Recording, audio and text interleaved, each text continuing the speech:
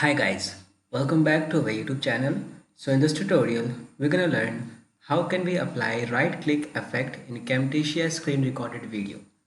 So for that, we have to click on this cursor effect. Now click on this right option, that is right click.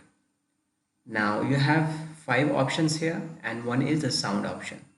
So you can select, drag and drop here, and then you can change the color from here whatever you want to keep.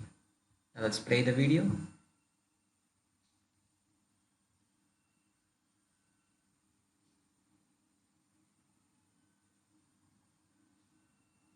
So as you can see the right click effect here. Similarly, you can add the sounds also. Let's play again.